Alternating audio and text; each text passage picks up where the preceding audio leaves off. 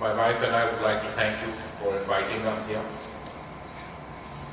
There can, of course, be no greater honor and privilege for a representative of India, but to stand and celebrate one of our major national days, and that too in front of such a wonderful community of people who are living beyond the shores of India, but who have made us immensely proud by their actions, by their deeds, and their potential indeed for the future.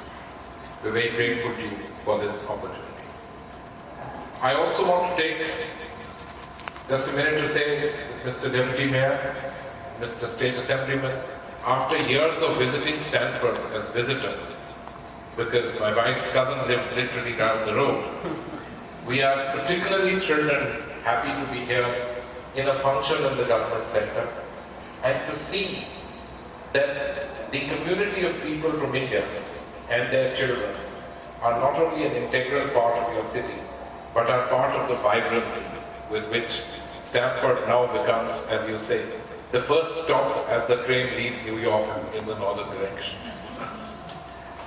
Someone mentioned to us, or mentioned to me a little while back, that all these high-rise buildings that you see around here, representing headquarters of some of the world's most august organizations, especially in the financial sector, have obviously been a hub and drawing people whose great genius lies in the use of this particular thing called numbers, as was alluded to by the President when he said that that's our great legacy.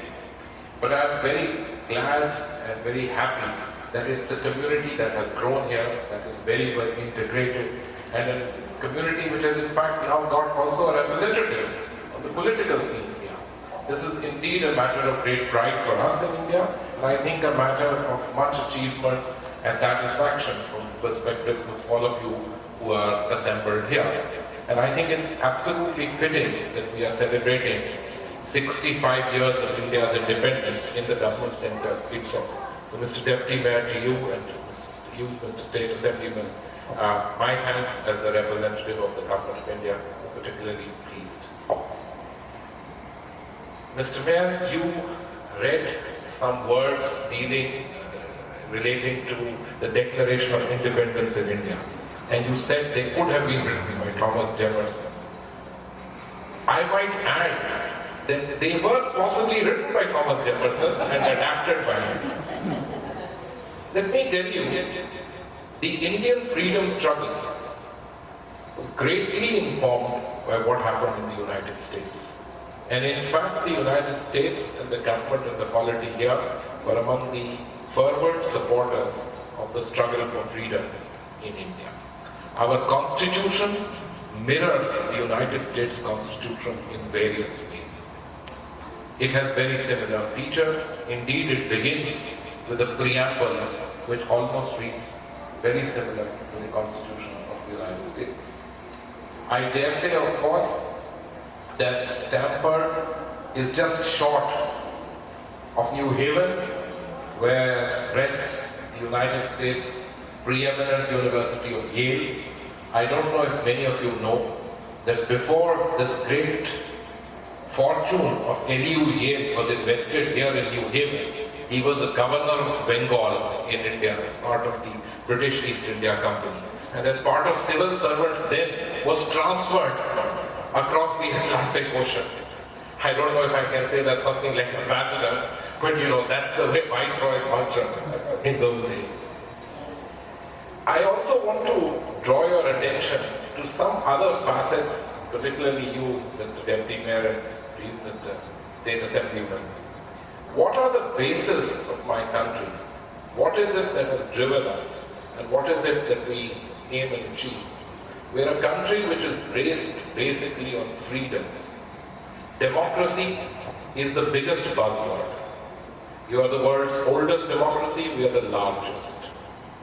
We believe in choices, freedom to exercise them, economic choices, the choice for people to decide how they wish to run their life, what they want to do. In fact, that is what accounts for so many good people who studied in India, who are now here in the United States, and who contribute to a much wonderful global community in which we are also beneficiaries. even if they live here and they work here, and contribute directly to the society and the economy in the country of their adoption. We are also a country where we believe very strongly in the rights of individuals. And this stems straight from Mahatma Gandhi and all his efforts at non-violence. So when you said that in a sense it was a kind of homecoming, that the spirit and the thoughts of Mahatma Gandhi propelled the civil rights movements in the United States, it gives us a great sense of further cementing this great bond of people to people link, societal links, and above all, I dare say, the thought link of where societies are going, what are they all about, and what is it exactly that we wish to achieve for the global good of humanity worldwide. When I was invited by Mr. Abraham to come here, he told me that please spend a few minutes and specifically speak to the young Indian Americans. You know, I can't help but recall that the great relationships between our two countries in the last several years have grown by leaps and bounds. Many of you are aware of our close cooperation in the political field.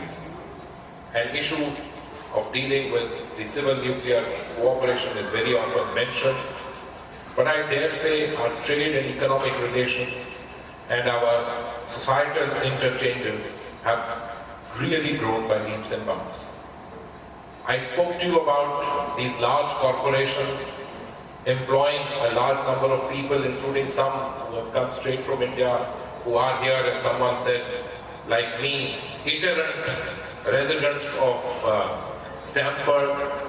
But I also want to tell you that the big thing that you hear about, the IT revolution, of which India and the United States have been such integral parts and partners, has resulted in nearly 300,000 jobs in the United States being created as a result of the activities of Indian corporations here, and more than $5 billion have been invested by Indian corporations in the IT sector here in the United States in the last several years.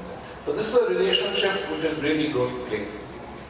To the young Indian Americans, let me say that I am a fervent believer of what Secretary Clinton very recently said, that our relationships between the two countries have grown by leaps and bounds in recent times.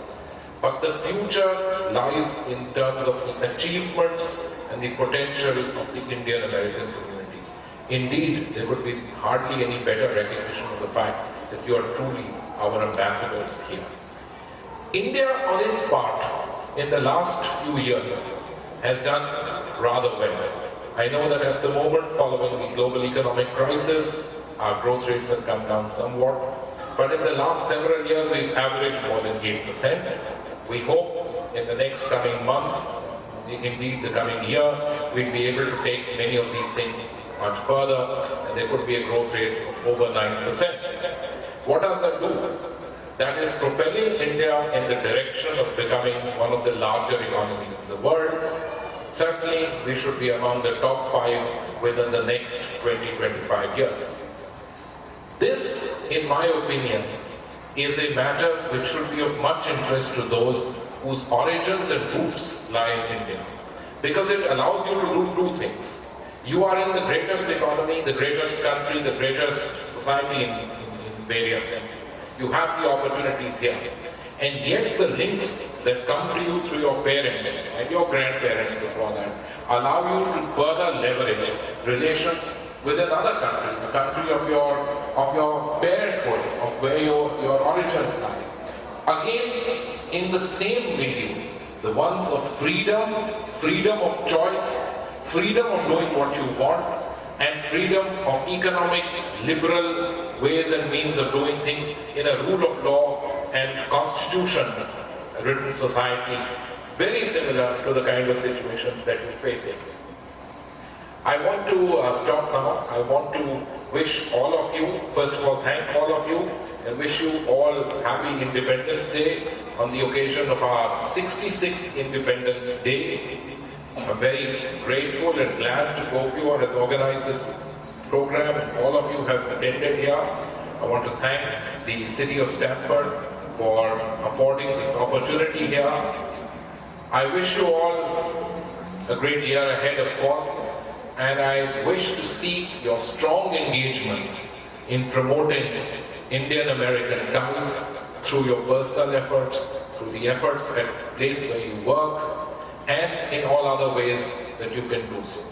Let me tell you, we are two countries which have a shared interest in global peace and security. I do a lot of that there at the United Nations, where we work very closely with the United States delegation. We also have a very strong interest in global prosperity, a prosperity in which all of us can benefit, where the United States, India, the rest of the world can grow, we can achieve our development aspirations, and basically everyone can have a much better life, one which is of great satisfaction, and one in which the globe itself is well served. Thank you very much.